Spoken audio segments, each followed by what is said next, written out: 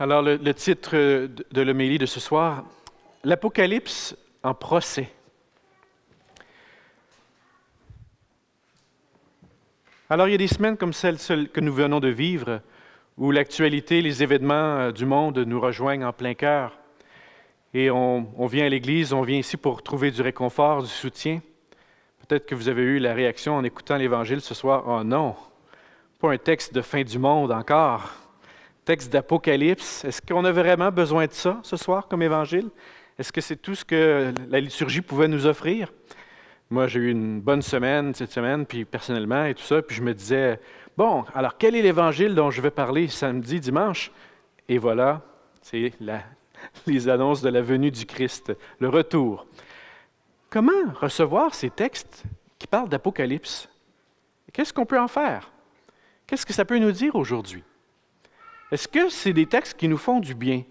Est-ce que ce sont vraiment pour nous une bonne nouvelle? Bien, ce que je nous propose ce soir, c'est qu'on va faire un procès. On va mettre le discours apocalyptique en procès. Donc, on aura les arguments de la couronne et la défense pour voir si ces textes-là peuvent nous aider. Alors, si on se place du côté de la couronne, on dirait, bon, les textes apocalyptiques, est-ce que ça nous fait vraiment du bien? On a déjà assez d'événements difficiles à vivre dans notre vie personnelle. Peut-être qu'il y en a d'entre nous qui traversent des épreuves importantes. Et là, on a des textes qui nous parlent d'événements tragiques, de détresse, tremblements de terre, de tout ce que vous voulez. C'est difficile à prendre. C'est pas vraiment, à mon sens en tout cas, c'est pas vraiment une bonne nouvelle. Si on regarde, et ça c'est une approche que l'on fait dans notre foi, on regarde les fruits que ça produit. Quels sont les fruits des discours apocalyptiques? Eh bien, ça peut facilement nous amener dans des attitudes de la peur. Peur de ce qui va arriver. On peut facilement devenir aux aguets. On peut même tomber dans la paranoïa, les peurs de conspiration, de se méfier de un ou de l'autre et qui est pour, qui est contre. On peut embarquer dans une attitude qui nous enferme. Est-ce que ce sont là des signes de l'esprit? Ça peut nous amener à une approche où on dit, finalement, tout ce monde-là va être détruit. Hein, ça va être détruit, il ne restera rien de tout ça. Alors, à quoi ça sert de s'engager dans ce monde? En tout cas, j'ai vu des gens, moi, qui ont pris des discours apocalyptiques pour justifier un désengagement. Ce monde ne vaut rien de toute façon. Alors, on pourrait tomber, à travers une utilisation des textes apocalyptiques, dans une espèce de fatalisme. Il me semble que ce n'est pas ça dont on a besoin à l'heure actuelle. Si en plus, donc, on imagine, et l'histoire nous le montre, ces textes-là mis entre des mains de gens qui sont fragiles ou des gens qui sont trop pris, ça peut avoir même un effet dangereux. Il y a des groupes sectaires avec des discours de fin du monde, des discours apocalyptiques qui en sont venus à des actes de violence extrême. Alors, on a vraiment affaire à des textes qui sont tellement difficiles. Est-ce que ça vaut vraiment la peine de s'y attarder?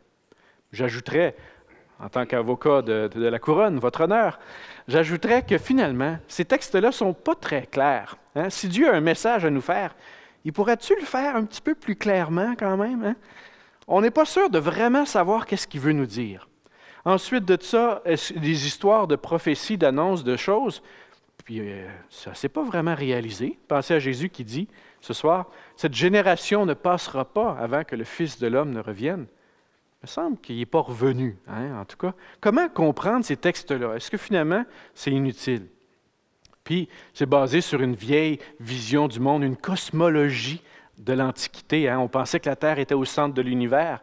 Et quand le ciel tombe, ben c'est ça, les étoiles tombent. Rappelons-nous la peur des Gaulois, hein? La seule peur qu'ils avaient, que le ciel leur tombe sur la tête. Hein? On pourrait se dire, là, on est dans un nouveau monde, là. On est dans un monde où on a compris l'univers, le cosmos, les astres et tout. C'est des images qui ne sont pas particulièrement intéressantes. Alors, ma recommandation, en tant qu'avocat de la couronne, ce serait qu'au fond, les textes d'Apocalypse, on serait mieux de ne pas en parler, discarter ça. Ou si on doit le faire, bon, on peut en faire une image, une métaphore, qui nous rappelle que finalement, on est tous des gens mortels. Alors, ne nous préoccupons pas trop de la fin du monde puis ces questions-là. Pensons à notre propre vie. Puis les événements tragiques nous le montrent. Hein? La vie, elle est courte, il faut la vivre intensément. Peut-être que c'est la chose qu'on peut retenir finalement. Vivons et notre propre mort sera bien un apocalypse personnel. En attendant, vivons du mieux que nous pouvons. Il me semble que ça serait les arguments de ceux qui pensent qu'on n'a pas besoin de discours apocalyptiques. Allons voir ceux de la défense, si vous voulez. Eh bien, Votre Honneur, je ne suis pas d'accord. Pas d'accord. Au fond, Jésus utilise le discours apocalyptique.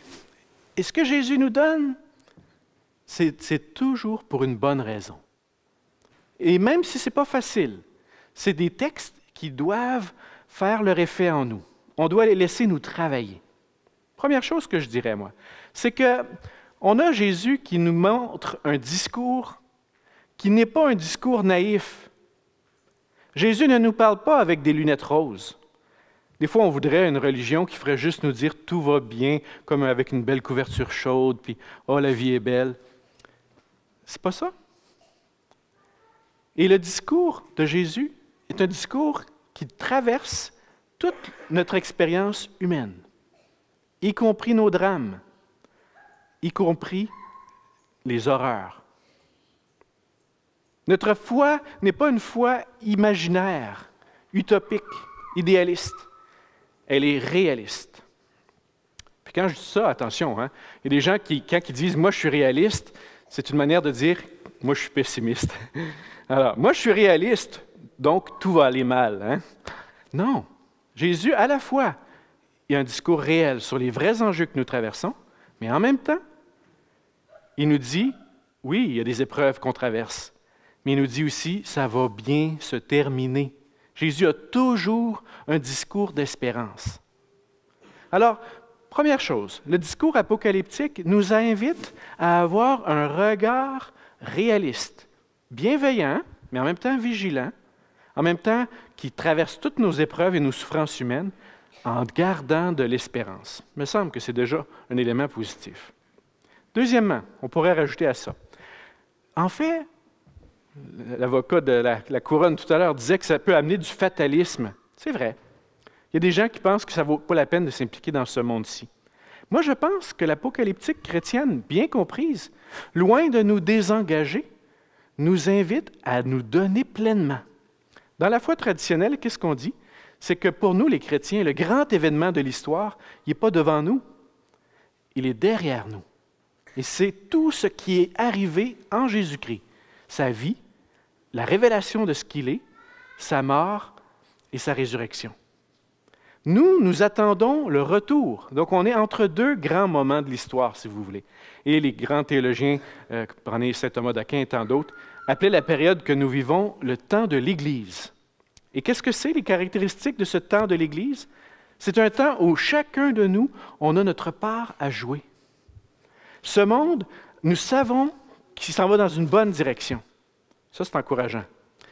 Malgré tout, nous savons, nous croyons, nous gardons cette espérance, mais en même temps, tout n'est pas accompli.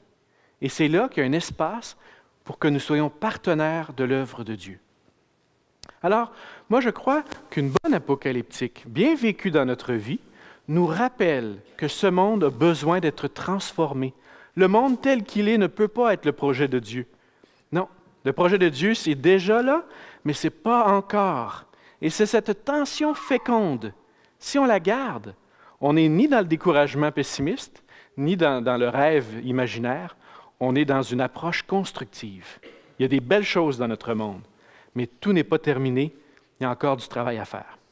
Il me semble que ce n'est pas si mal pour un discours d'apocalyptique, n'est-ce pas? Alors, je dirais aussi enfin, troisième avantage du discours d'Apocalypse, c'est que, bien sûr, on vit dans ce monde. Mais je pense parfois qu'on est peut-être trop attaché à tout ce qui nous arrive.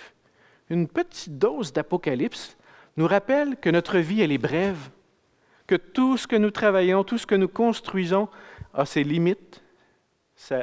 C'est des choses qui vont finir un jour. Notre monde va finir.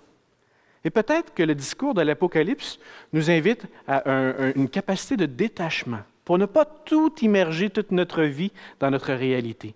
Garder un espace de liberté. Je dirais, et c'est pour ça que Jésus, dans ses discours, va nous inviter régulièrement à ne pas nous endormir parce qu'on peut dormir dans ce monde en pensant qu'il y a juste ça. Alors voilà, votre honneur, pour moi, le discours d'Apocalypse a encore toute sa raison d'être. Bon, qu'est-ce qu'on fait avec ces arguments-là? Il y a du pour, il y a du contre. Moi, je pense qu'il y a des choses intelligentes dans les deux côtés. Si j'avais apporté un jugement sur le discours apocalyptique, je dirais ceci. Je pense que c'est important qu'on en aille, mais il faut faire attention, il faut le manier avec prudence. On a vu trop souvent les effets, surtout quand les gens se laissent prendre dans leur imagination. Ils peuvent aller dans toutes sortes de peurs. Si on voit les fruits négatifs, ça, ce n'est pas le discours de l'Apocalypse qui fait ça. C'est comment on l'a interprété. Moi, je dirais, ce n'est pas le discours d'Apocalypse en soi qui est problème. C'est comment on la reçoit, comment on l'utilise. Alors, ma prescription, ça serait suivante. Si vous voulez entendre parler d'Apocalypse de manière positive et intéressante, allez à l'Église ou allez en communauté, retrouvez-vous avec d'autres et ensemble, cherchons à trouver un sens pour nous aujourd'hui. Première chose à faire, c'est de se rassembler puis d'écouter ensemble la parole de Jésus. Voilà, ce serait le procès que j'aurais eu à faire du discours apocalyptique. Alors, on est déjà en train d'accomplir cette prescription. On est rassemblés et on a ensemble entendu la parole. Eh bien, ce soir, si vous le voulez, on va recevoir qu'est-ce que Jésus veut nous dire. En tout cas, moi, il y a 3 choses qui m'ont frappé dans le discours de Jésus. Oui, c'est un discours d'Apocalypse. Apocalypse, ça veut dire enlever le voile. Ça veut dire nous aider à voir clair. Eh bien, c'est justement ça que Jésus nous dit ce soir. Première chose, il nous dit que le Fils de l'homme vient vers nous. Ça, c'est intéressant. On est habitué à penser que la religion, c'est toute notre recherche de Dieu. Nous allons vers Dieu. Jésus nous dit, Dieu vient vers nous. On n'est pas tout seul à marcher. On n'est pas tout seul à faire un effort. Dans notre thématique que nous avons identifiée pour la pastorale ici à la paroisse cette année, on a dit « en marche ». On est un peuple en marche. Mais notre Dieu est aussi en marche. Dans la foi traditionnelle, on dit que Dieu, il est celui qui est, qui était et qui vient, et non pas « et qui sera ». Dieu n'est pas dans le futur, il est dans le mouvement qui vient à nous. Il est actuellement en train d'être avec nous. Alors, première chose que Jésus nous dit ce soir, c'est que, vous n'êtes pas seul. Je suis avec vous. Dans les moments difficiles, dans les moments plus heureux, je suis avec vous, je viens à vous. Première chose. Deuxièmement, puis ça, c'est un élément traditionnel de notre foi, mais il me semble que le discours d'Apocalypse de ce soir de Jésus nous le rappelle, c'est que nous vivons dans un monde qui a du sens. On n'est pas dans un monde d'absurdité. On ne vit pas dans l'absurdistan. Okay? On ne vit pas dans un monde où les choses arrivent pour rien, puis ça ne sert à rien, puis il n'y a rien à comprendre. Non. On vit dans un monde où Dieu est à l'œuvre et notre histoire a du sens. Et ça, Jésus nous le redit. Il nous dit que cherchez à comprendre, les amis. Cherchez à comprendre.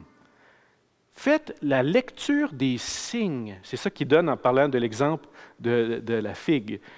Alors, il nous dit, voyez la nature, comprenez? Essayez de comprendre le monde que nous vivons.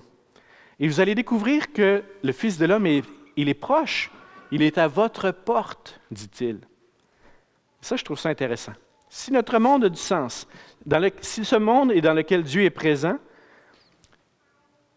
c'est un présent dans le présent et non pas dans le futur. Dieu, un jour, viendra. Non.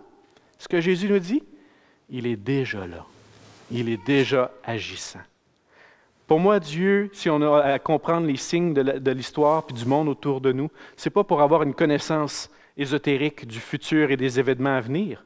C'est pour vivre notre moment présent, pour comprendre notre manière d'être aujourd'hui. Le discours de Jésus est là pour nous révéler, pour nous faire un apocalypse de révélation que notre monde n'est pas un monde froid, abandonné et inutile et vain. Non, c'est un monde habité, dans lequel Dieu est présent avec nous. Et troisième chose que je dirais donc que Jésus nous dit ce soir, il nous dit au fond, donc 1, je viens à vous, 2, le monde a du sens, et 3, il nous dit, cherchez pas les dates. Combien de gens essaient de savoir les dates? C'est quoi la date? Hein? On sort nos agendas. Moi, j'ai encore un agenda papier. Hein? Il y en a qui ont des agendas électroniques, là, puis là, tu regardes tes dates, tu te dis, bon, à quel moment il va arriver? On voudrait ça, on pourrait le mettre dans notre agenda. Bien, Jésus, il dit, personne ne sait la date. Et pourquoi? Parce qu'on voudrait donc pouvoir tout programmer nos affaires. Jésus, ce n'est pas un programme qui veut nous inviter à prendre. C'est développer une attitude. Restez vigilants. C'est ça que Jésus nous dit ce soir. Il nous dit, essayez pas d'avoir des sécurités puis des plans toutes faits dans votre tête. Vivez le moment présent en éveil, à tout instant.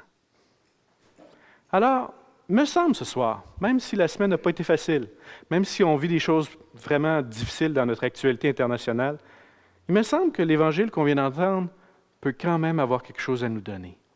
Demandons à Jésus, dans notre Eucharistie que nous allons maintenant poursuivre, qu'il nous donne de comprendre avec lui la vraie portée de notre histoire, qui nous aide à rester éveillés, à faire notre part avec lui pour un monde meilleur. Amen. Amen.